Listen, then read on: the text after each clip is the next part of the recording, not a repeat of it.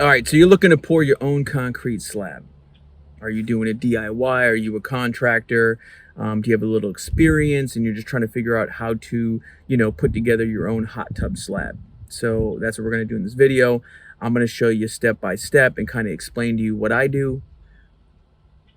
Like I say in other videos, everybody's going to have a method.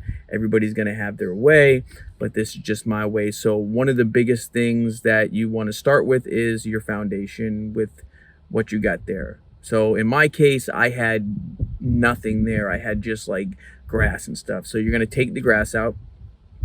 Okay, that's the first step.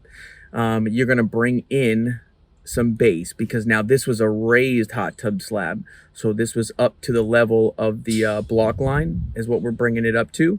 From the original line, which was like, you're talking, I had to bring in about 4 yards of road base.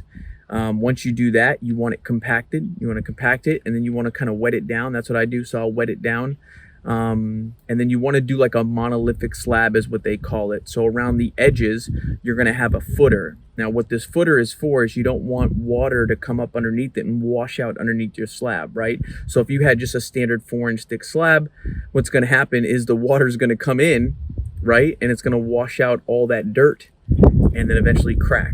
You don't want that. So what we do is we build a bit of a wall.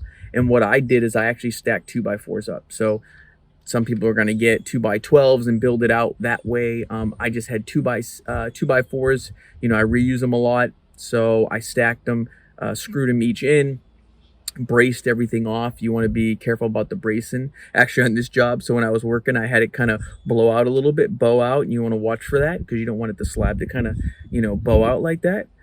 So when you're building it up with 2x4s, you want to brace it up with stakes, grade stakes. I used actually cut 2x4s and just smashed them in with a sledgehammer. So I did it that way. And then once you get that process done, you can backfill it. So I backfilled it with some dirt around the perimeter of the slab. Now it's pour day. You got it prepped out. You did all the prep stuff. Now it's pour day. What do we do?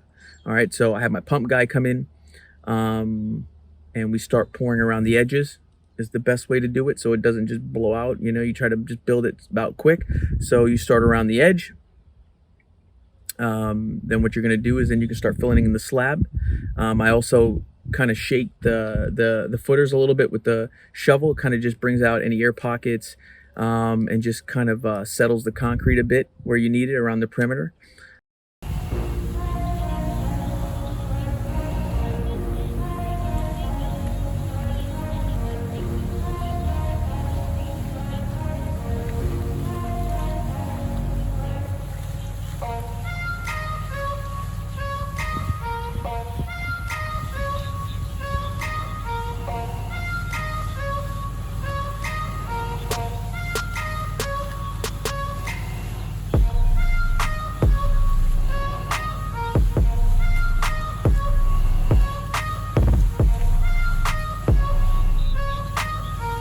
Then after that, I use my smooth stick. I actually skipped a step. A lot of guys are gonna either come along and pull the mud, but on this aspect, I use my smoothie stick, and it ain't a smoothie from Smoothie King or Smoothie King or whatever smoothie company you go to. So it's called a smooth stick, or I actually have it's a squeegee.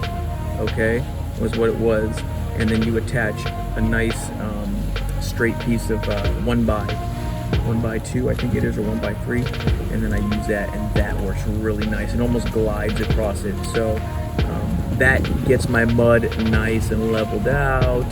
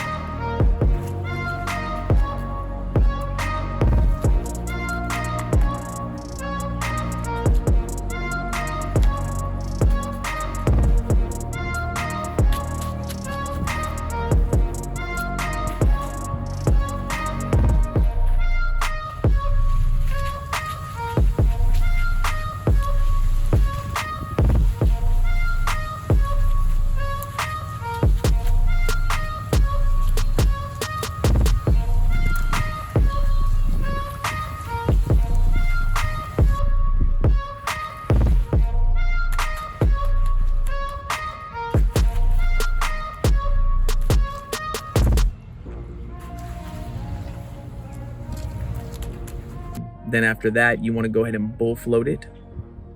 So we're going to bull float the slab real nice, knocks any high spots down.